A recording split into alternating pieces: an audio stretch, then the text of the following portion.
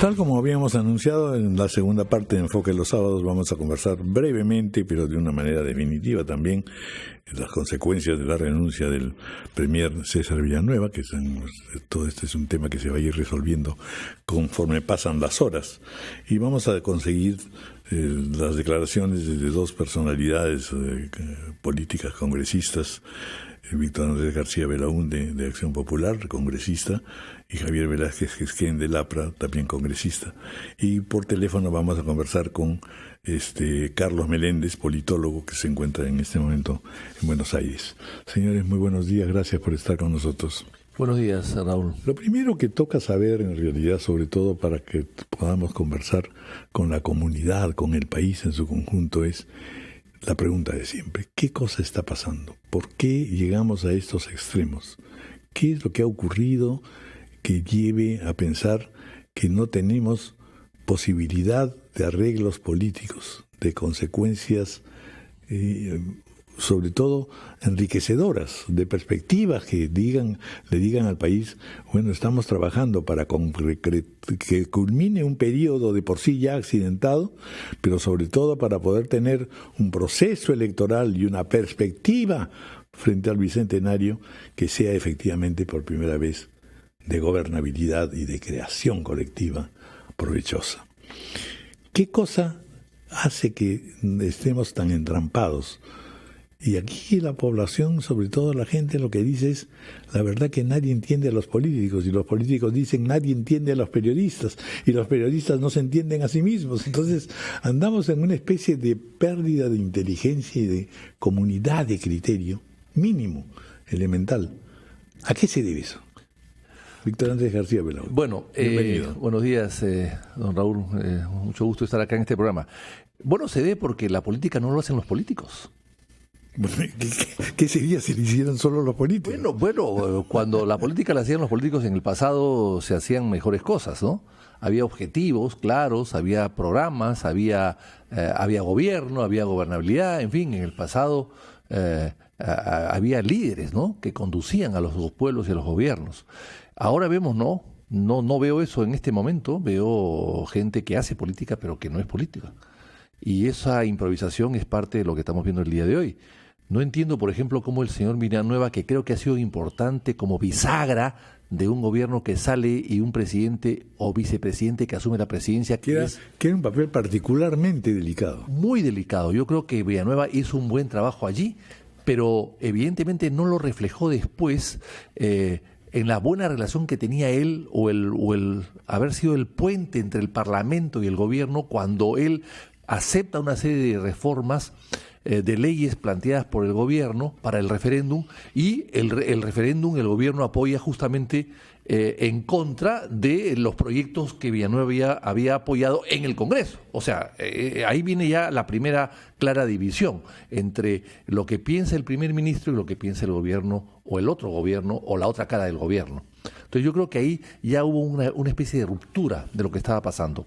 Y luego hemos seguido con diálogos donde el presidente dice una cosa y el ministro dice otra, o declaraciones que no se compatibilizan en todo caso. Y bueno, también la dificultad de poder mantener articulada la representación parlamentaria. Además, ya cuando se descubre que el primer ministro no puede ser la bisagra entre el Parlamento y el gobierno, que es un puente roto porque acepta él en el Parlamento una cosa y luego el gobierno plantea otra, entonces evidentemente pierde autoridad también como interlocutor. Y luego pasa el tiempo y viene este diálogo en los cuales el lenguaje es diferente entre el gobierno y el primer ministro, entre el presidente y el primer ministro. Y finalmente todo eso se refleja porque el primer ministro le han aceptado la renuncia, no sé mediante qué mecanismo, cuando realmente se acepta la renuncia a través de una resolución suprema, cuando se nombra al siguiente primer ministro. O sea, ha salido y no se sabe quién es su sucesor. O sea, ¿qué gobierno sensato cesa a su primer ministro sin tener un reemplazo y un gabinete ya casi listo? Eso es una cosa sorprendente. Entonces Nos da una idea del vacío, en realidad. Yo le recomendaría al señor Vizcarra que lea a un autor español, José María Pemán, que tiene un libro muy, muy simpático, Conversaciones con los ministros, en época ¿no?, de la dictadura de Franco, imagínese usted. Sin embargo, ahí cuenta cómo se cambiaban los ministros, cómo el jefe de Estado le mandaba una carta muy cariñosa a su ministro diciendo que ya no era su ministro, a través de un motociclista del Palacio del Pardo, palacio que acaba de usar el señor Vizcarra para alojarse. Entonces, ahí cuenta un poco los entretelones de estas relaciones, pero tienen que ser relaciones de alguna manera formales. Entonces acá se enteran los ministros que ya no lo son casi a través de los periódicos, y se ven por eso mismo se ven obligados a renunciar, porque ya el presidente no los recibe o no habla con ellos 1 semana, 2 semanas, 3 semanas. O sea, que el presidente de la República no hable con su primer ministro 3 semanas viviendo en Palacio de Gobierno con una puerta que solamente los separa, porque antes estaban separados por un muro, ahora ese muro es una puerta. Entonces realmente llama la atención. Sí, efectivamente es parte de lo que usted señala, tiene efectivamente pues perfiles alarmantes, ¿no? Don Javier Velázquez, bienvenido también. Buenos días. ¿Cuál es su perspectiva? Bueno, sobre todo sabiendo que aquí el APRA juega un rol siempre preponderante, siempre se le toma en consideración cada vez que se analizan las cosas, para favor o en contra, en fin, y de hecho, sin duda en el lío de Odebrecht y compañía, las cosas se han vuelto más difíciles, no solo para el APRA, sino para en general todos los grupos políticos, ¿no? Pero quizás de los más afectados es el APRA. Un tema que me iría a la primera reflexión. Creo que César Villanueva cumplió una labor en una situación muy compleja. La República por primera vez digería un proceso de casi vacancia. Fue una renuncia disfrazada, pero era una vacancia que era inminente dentro del marco de la reforma constitucional. Y ahí Villanueva no solamente tuvo que articular el gabinete para el gobierno que iniciaba el señor Vizcarra, sino la coordinación con bancadas parlamentarias que luego, el 28 de julio, el presidente la despidió vía la convocatoria a la consulta popular. Y César Villanueva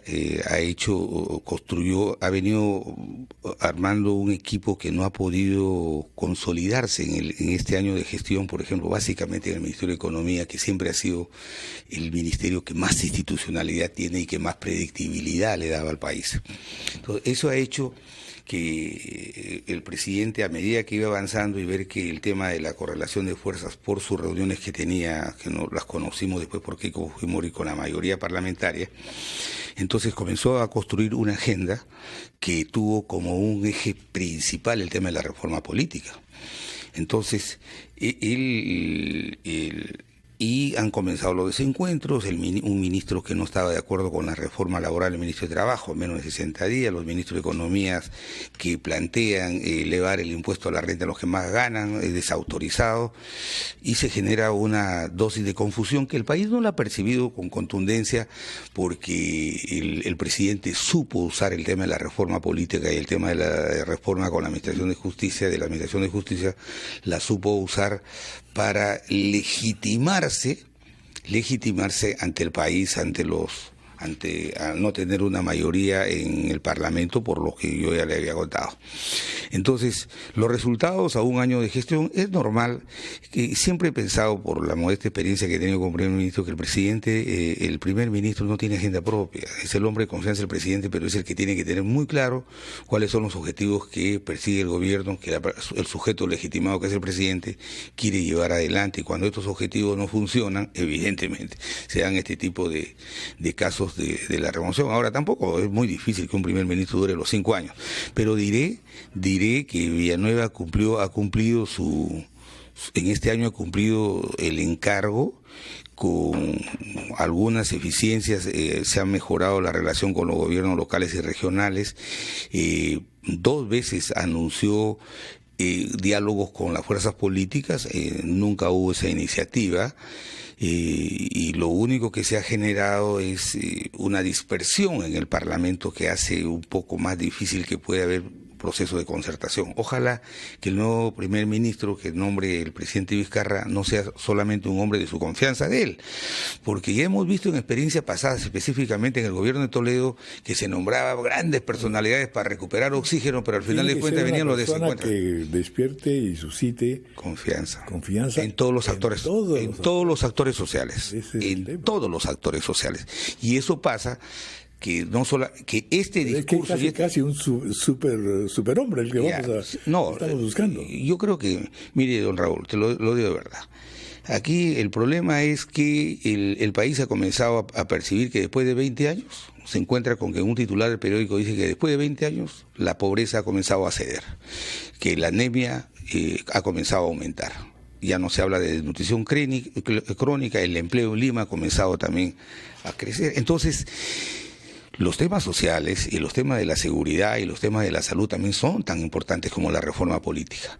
Por eso es que el presidente tiene que tener claro, porque él es el jefe del Estado, el que tiene que establecer cuáles son los 4 o 5 ejes que van a acompañar al gobierno hasta el 2021 y buscar la persona adecuada que, siendo de su confianza, pueda estar comprometido con llevar adelante el impulso de estas reformas que hoy día todos estamos de acuerdo en que tenemos que apoyar. O sea, llegar al Bicentenario sin haber impulsado una reforma importante institucional, yo creo que sería un tiempo desperdiciado.